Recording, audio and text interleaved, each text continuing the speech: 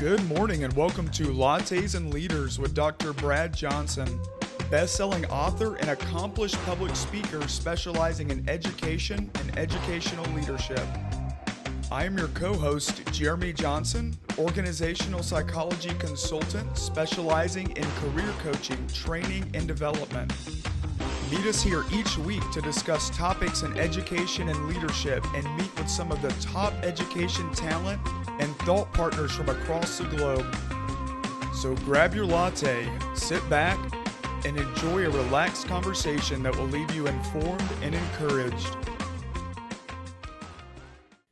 Good morning and welcome to Lattes and Leaders with Dr. Brad Johnson. This morning we have with us Ed Cosentino. How are you doing, Ed? I am well, thank you. How are you guys? Doing well. Yeah, great. Doing fantastic. So glad to have you on today. Looking forward to you sharing your story.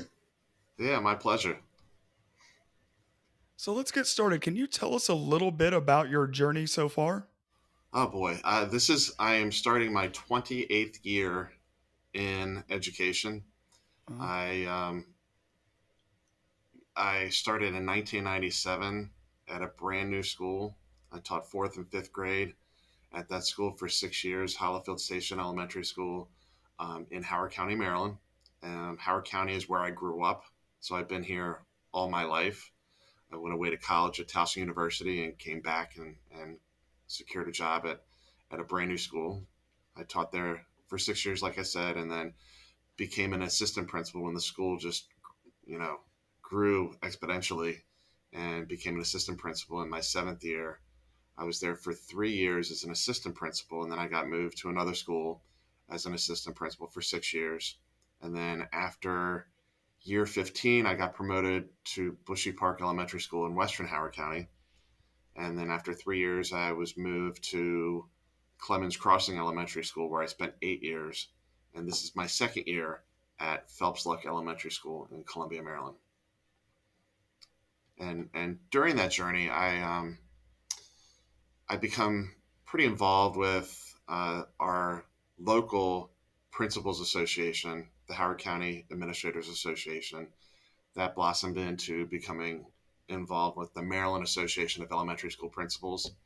And that involvement got me involved with the National Association of Elementary Principals. So my roots are pretty deep in Howard County, but I've definitely spread out all across Maryland and the country in that time. So, yeah. Oh, wow. Yeah. In our last couple of books, Dr. Johnson and I have talked a bit about personality theory and, talking about personal qualities. So it sounds like you've, had a pretty successful career doing some pretty cool stuff. And so, what of your personal qualities do you think has made the biggest impact on your role as a leader in education? Well, I believe relationships are so important. I've kept in touch with people in my former students who are now in their late 30s, um, and their parents. It just, people mean a lot to me. And I believe relationships are essential in building a school community and cultivating a strong learning environment. And that's everything from building relationships with your students and getting to know them, getting to know their interests beyond the schoolhouse, getting to know their parents, and building those relationships in collaboration with parents, because we're all in the same journey together. Getting to know staff professionally and personally, and having a very vested and genuine interest in them, building them professionally, getting to know them personally, and just the colleagues that I've met, not only within my county, but all throughout the country, have helped me lead my organizations, my schools. Uh, so I believe relationships are essential. Yeah, I Mhm. totally agree. And it's funny when you talk about if you've been around long enough, a lot of students become adults and have their own children. And sometimes I'll get like a message on Facebook or something from a student from, 30 years ago. And I know the time period because they call me coach still, because my first couple of years I was a coach. and that's what they remember me as, even though I was, a teacher too. But that, it's funny to see that because, like, hey, coach, how are you doing? I'm like, man, I haven't been called that in 20 years or 25 years. So it is interesting to look Yeah. back on that when you've been around long enough to understand the importance of those relationships. Yeah, and I'm working in a community where I grew up, and so I come into new school communities, and people know me from when I used to coach swimming 30 years ago, and some will be like, "Well, is Eddie there? Can we speak to Eddie?" And then the secretaries look at me like, "Somebody is looking for Eddie. They must know you from a long time ago." So yeah, yeah, it's great.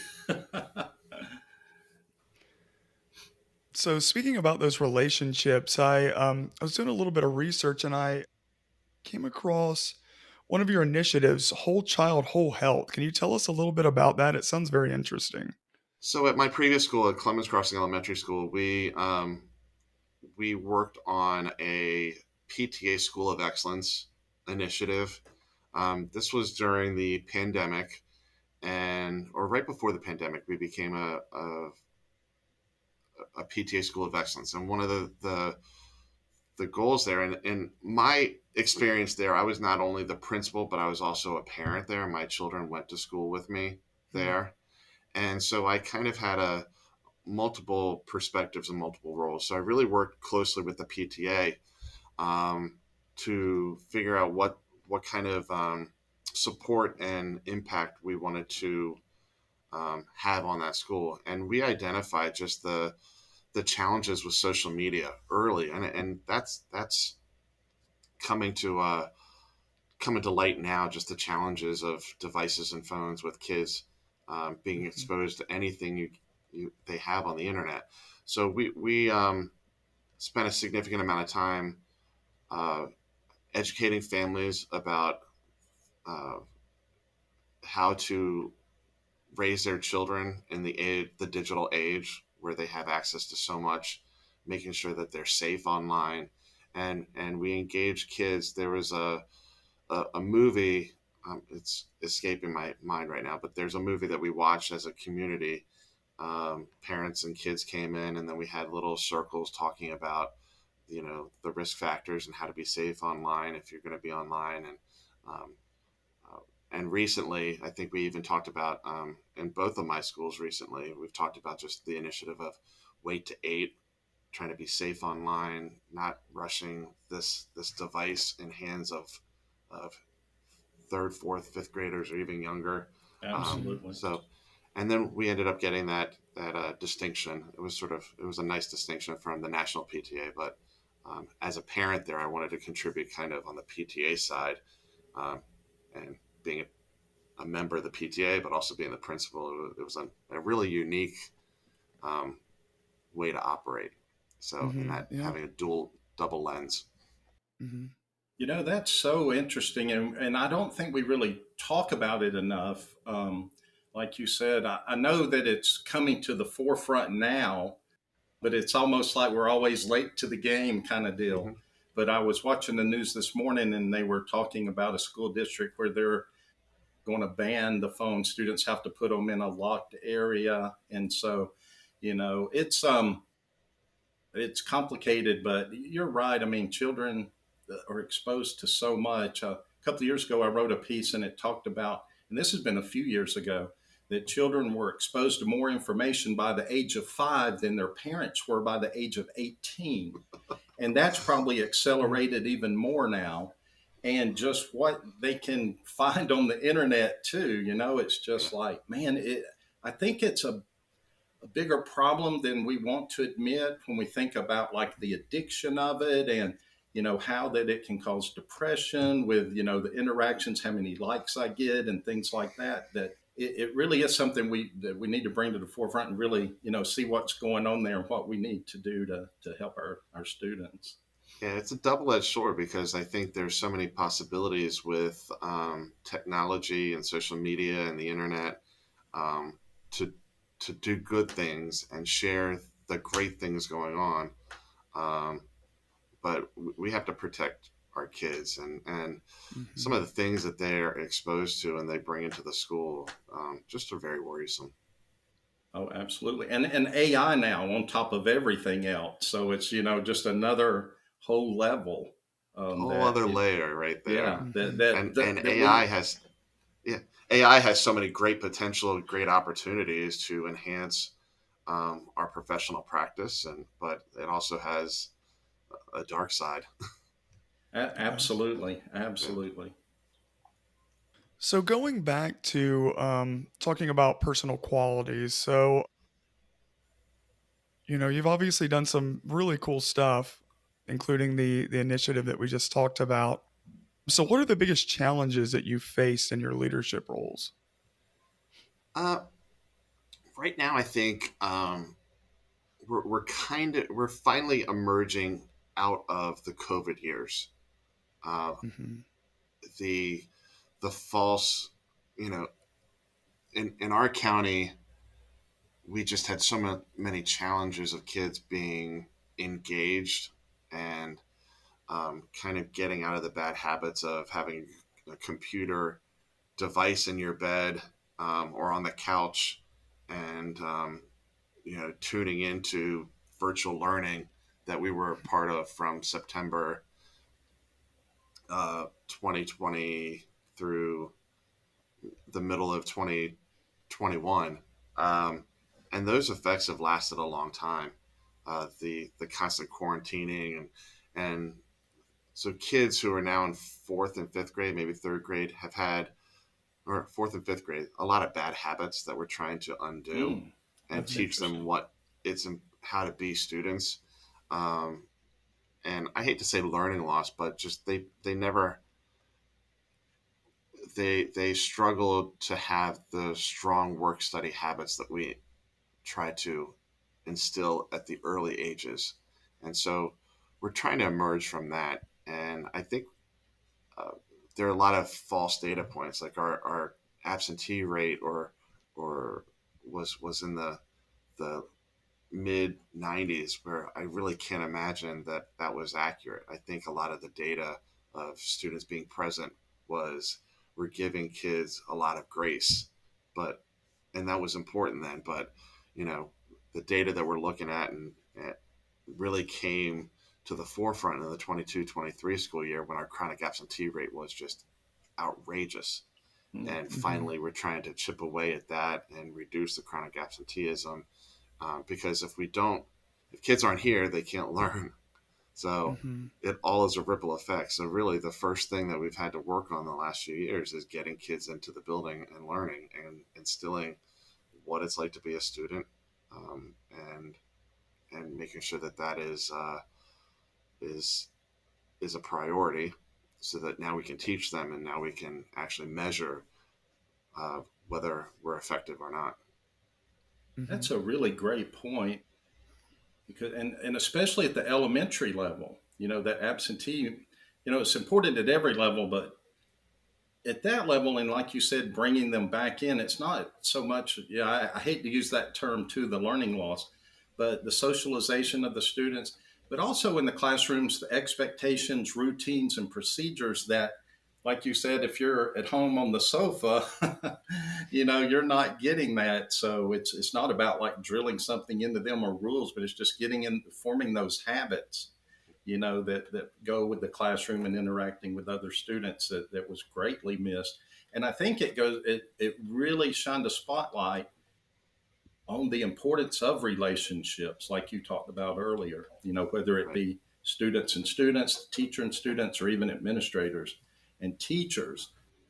It kind of just really shined a light on that it's so much more important than maybe people really thought as being part of the educational process.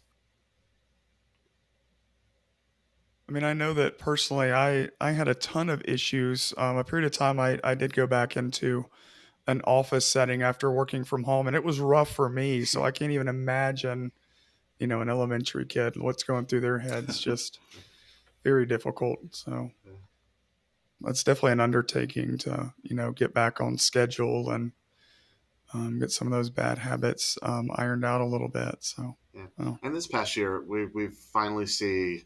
the trend going in the right direction. Hmm. Achievement data improving, growth data improving, performance data improving, attendance improving. So I think we're in the right direction. So that's a positive. Yeah. So tell us about a teacher or two that had the greatest impact on your personal development. Uh, I have, oh gosh, I think I had a teacher in high school, Mr. Ebersol. He was my advisor. He was also either my Algebra 2 teacher or something. And he really, in high school, you can kind of get on the wrong track one day, get on the right track the next day. Hmm. And he really kept tabs on me, not because I was a bad kid. It was, I kind of tested the waters out there, and he basically one day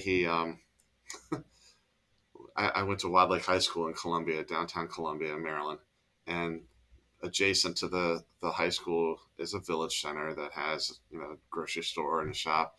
And one day I decided to go to the bagel bin and get a bagel middle of the day, and who do I see there? My principal, and she's this nice older woman with a thick Southern accent in Maryland. And she said, "Eddie, you better march yourself back down there and get down there before I get there. You know, you're gonna hear from me." So I got a pass from her, and by the time I get down there, Mr. Ebersol was there, and he's shorter than me, and here I'm this tall 6'2", maybe 150 pounds at the most in high school, and he's looking up to me and you get yourself back on track, and I was like, not off track, but he had a really, and they both that great influence on me, just a strong relationship. And I remember my elementary teachers were just sweet people who always cared for me, and uh, but yeah, just really good people growing up.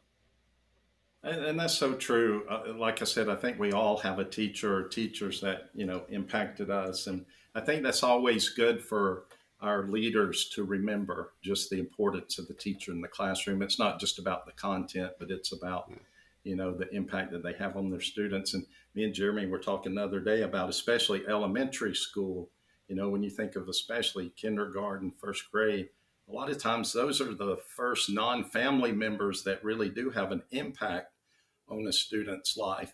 And it can really, make a difference in, how they view school, how they do in school, even with just, making those connections and letting them know that they care and, want the best for them. Just so important. And that's one of the beauties, I mean, of being an elementary school principal. I mean, right now, we're a pre-K to five school. We're going to be a preschool to five school. So 8 years of kids being in a school, and I don't have enough time to be here for 8 more years. But it's in my previous school, I think three or four groups of kids go from kindergarten to fifth grade, and to see that growth Yeah. of kids from kindergarten to fifth grade was beautiful. And there's nothing like that. No other job out there where you can see kids grow up like that. Right. And I love that too. And I always like to share, even the students that get on your nerves sometimes. And, I remember as a teacher, and I was that student, unfortunately. But the thing is, when you're around long enough, like we were talking about earlier, you get to see them grow up and they become pretty good adults. And it's neat to Hmm. see, that change and who they become. And, I like to remind teachers that, every student, whether they're in first grade or 10th or 11th grade, or they're just kids trying to figure out life and figure out who they are. And, it's good to be there to help them and to a small part of that influence on them. But like you said, there's no other job like that, and that's what makes it so amazing. Yeah. Okay, so let's talk a little bit about 7 steps for sharing your school story on social media. Yeah. So this, I so I'm very active with the National Association of Elementary School Principals. I serve on the board of directors representing 5 states, including Maryland. Um, Before I got deeply involved with NAESP, I would go to the annual conferences every July, And so this was the Long Beach conference in 2015, and I'm late getting to the first session because the elevator was broken or something in the hotel. And so I get there, I pop in this one session, and it's a young guy, probably around my age. This is about almost 10 years ago. And so I sit up front because that's all the space that was left at, when you walk in a door. And so I participate. I see around the room that a lot of people are not really engaged. They're looking in their devices, computers, phones. So I engage. I learn a lot from Jason. And the next session, I go next door. I say, thank you. He says, thanks for participating. Well, he plops down and sits next to me. And then we go get lunch after that session. And he's like, you need to present next year. And I'm like, no, I'm not really into that. Whatever. And so he convinces me, and we talk about just some of the commonalities of our school, very similar approaches of things. And he's like, I just started a Twitter account for my school. He was like, yeah, I did too. And so we said, let's present on how to share your school's story. So in the National Harbor Conference the following year in 2016, we came up with a presentation called the 7 Steps to Sharing Your School Story on Social Media. So we put a proposal in, it was accepted. Little do we know that there was somebody from Routledge, Ion Education, in the audience at National Harbor, and that person approached us and said, hey, this is very relevant. Can you, here's a proposal, here's some information, write a proposal for a book. Let's get you guys published. And so we published the book, or we wrote a proposal that was accepted. So we spent another year collaborating, and we did the presentation the prior year and the collaboration for all the chapters in the book during the 2016-17 school year, collaborating monthly, writing chapters, and I'm done with my chapter, go in, add your bit. And so we just felt that, kind of piggybacking off of what we said earlier, the social media can have a downward spiral and can have a lot of negative challenges, but it also can have a lot of positive effects on a school community if you leverage that. And so we basically have a playbook on the things to consider when you want to share your school story on social media. And it really focused a lot on Twitter, but it can be applicable for Instagram and Facebook. And I'm not adept to TikTok. I haven't really gotten on that boat yet. But any social media platform, even Class Dojo, which my new school is on Class Dojo. It's not really an open social media platform. It's a closed social media platform, but it has the same premise of what we're trying to do on Twitter and Facebook. And it basically really helps principals consider, all of the different aspects of social media and how to engage your community, how to get the message out. Because if you don't tell the story of your school, somebody else will. Mm-hmm. If you're not the manager, you wear so many different hats as a school principal. I can go through the whole list, but Chief Information Officer is one of them. Mm-hmm. And if you aren't in charge of that through your newsletters and through your social media and your communication, you have to have a plan. If you don't have a plan, your school will create narratives that may not be accurate and may be incomplete. And I think it's our job to be that Chief Information Officer and share the narrative of your school. So the book talks a lot about, things to consider when, make sure you check policy of your school system. Is it allowed? Make sure that you protect the individuality and confidentiality of students. Some parents mm-hmm. don't want their kids on Facebook at all, so you have to manage that. Do not photo list and not, those type of things. But also, all of those social media platforms have incredible analytics where you can look and see, all right, I'm posting something about field day. And man, you got X number of engaged people because they wanted to see what was going on. or we have a special day in first grade, guest reader day. That gets so many people engaged in it. Or if you put your newsletter, we use S'more, so I put my newsletter out on social media because I try to reach parents where they are. And you can tell the analytics of the post that you put.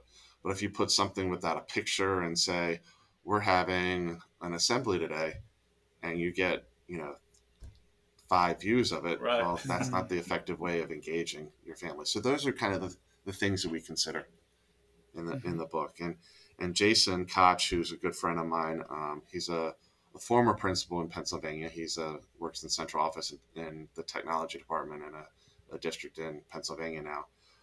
We just had a blast doing it, and engaging a room full of people twice.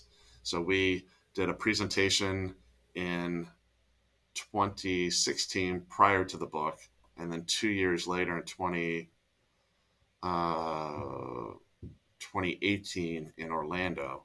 So we kind of came full circle. Pre-book, book was published, and then after the book was published, we kind of did another presentation, and it was really, it's great to see the impact, because some of the people that you've engaged with in those presentations, you follow them on Twitter, their personal and their professional page, and you see how you've impacted them and their school communities. So it kind of has a ripple effect in other school communities. So I'm pretty proud of that.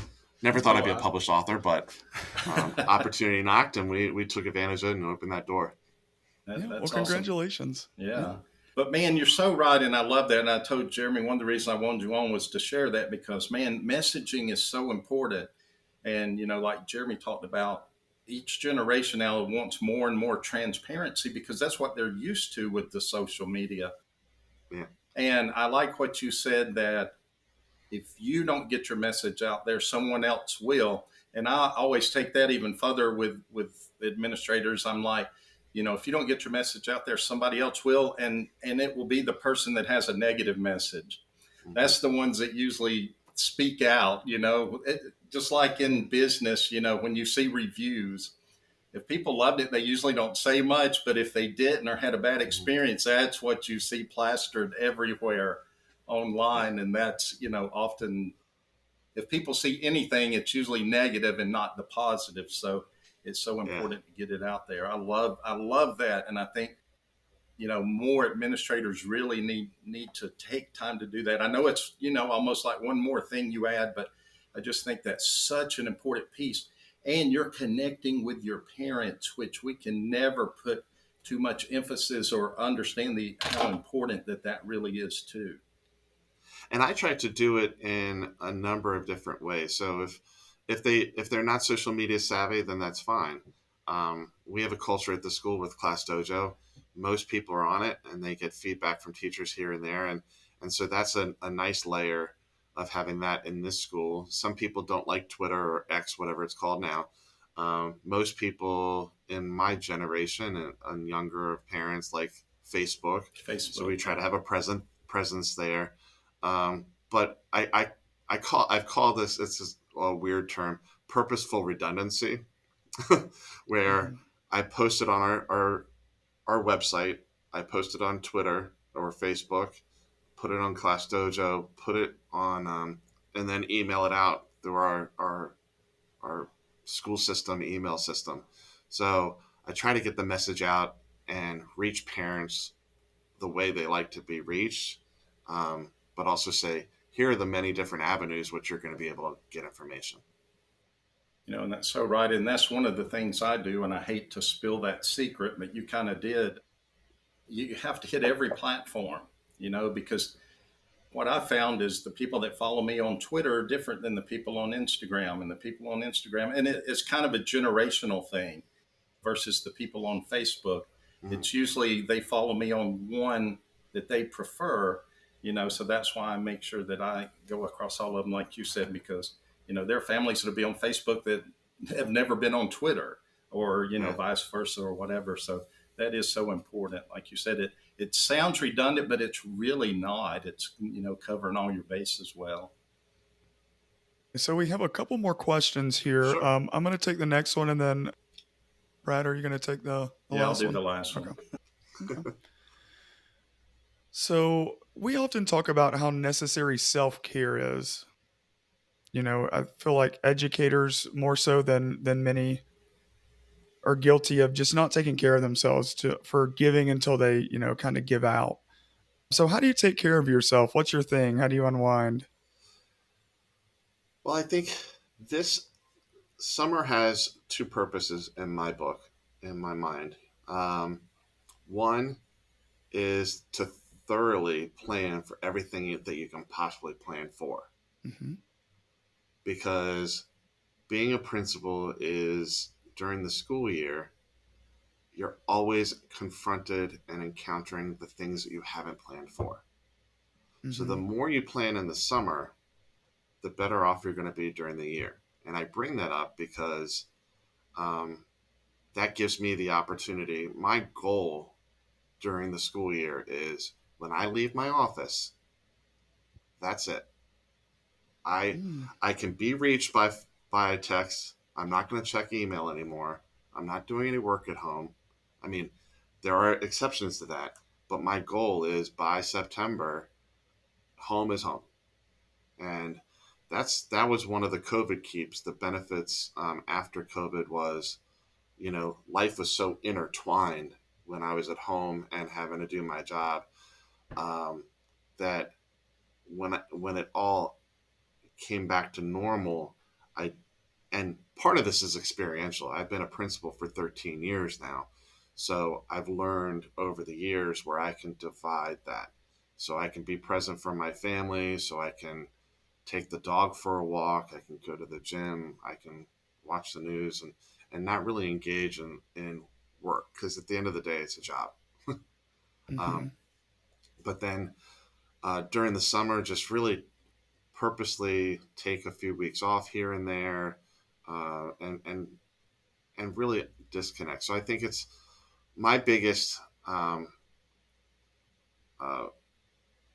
area that I've learned with self care is establishing boundaries and holding Hmm. myself to it.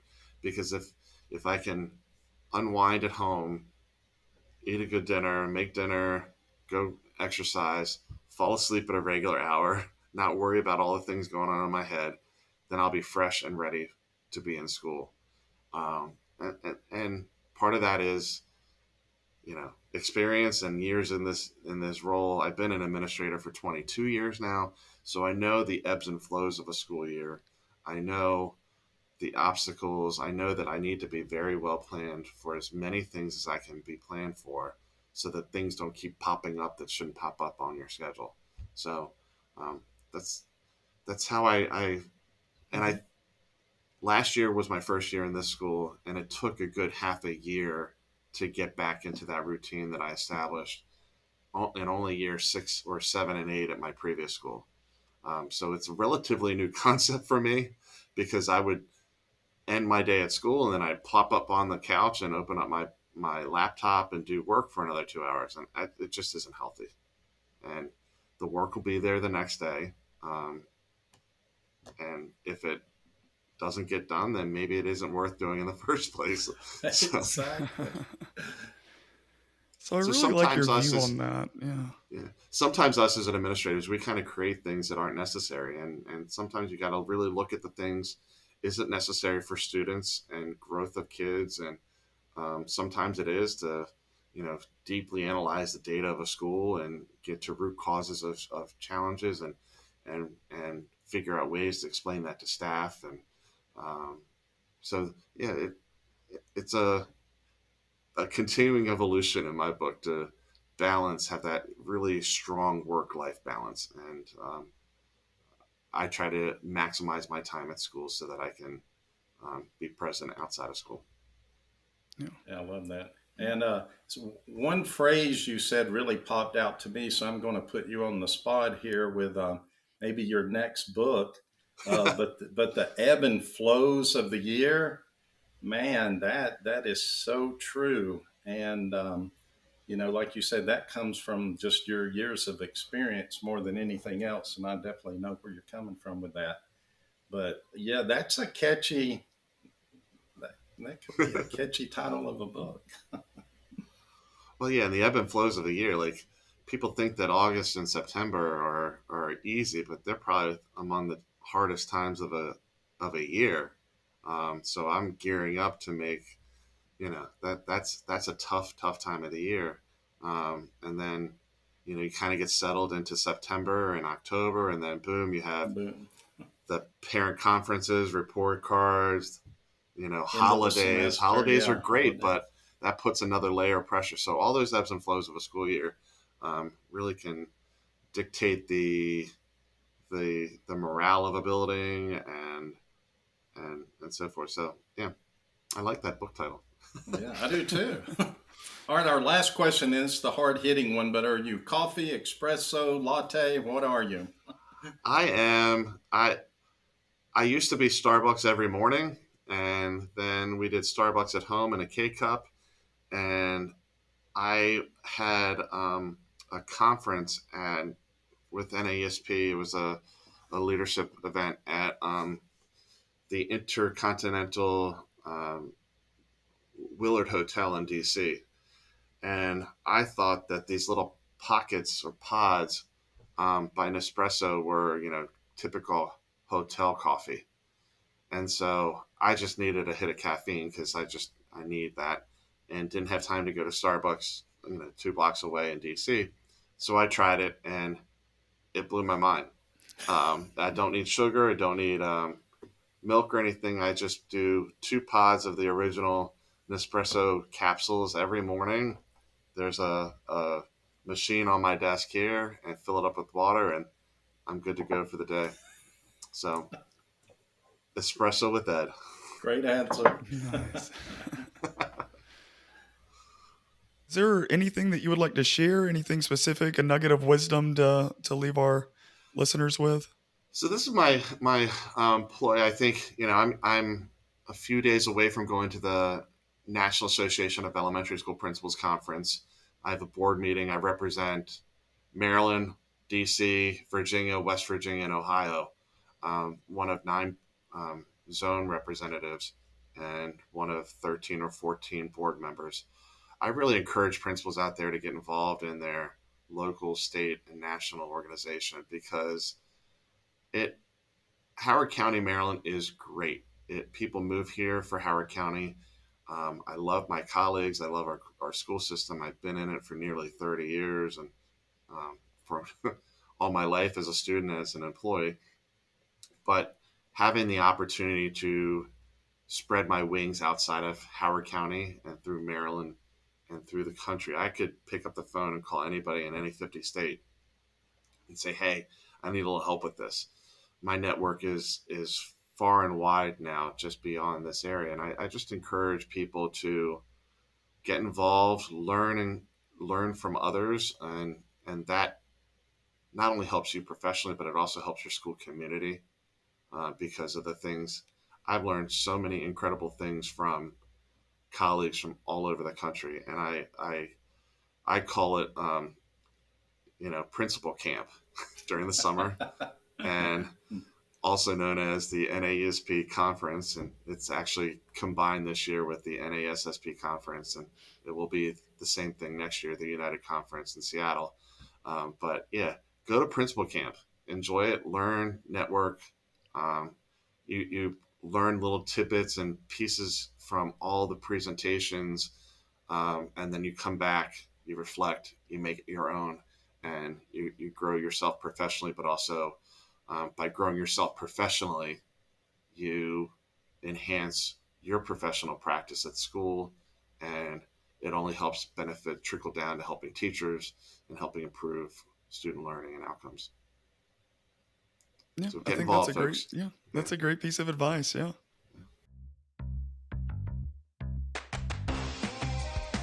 This has been Lattes and Leaders with Dr. Brad Johnson. We hope that you leave today feeling informed and inspired. For more educational content, be sure to add this podcast to your list and follow Dr. Johnson on any and all social media platforms. For more information on Dr. Johnson, Jeremy Johnson, and special guest, check out drbradjohnson.com. That is DOCTOR, bradjohnson.com. Hope to have you back soon.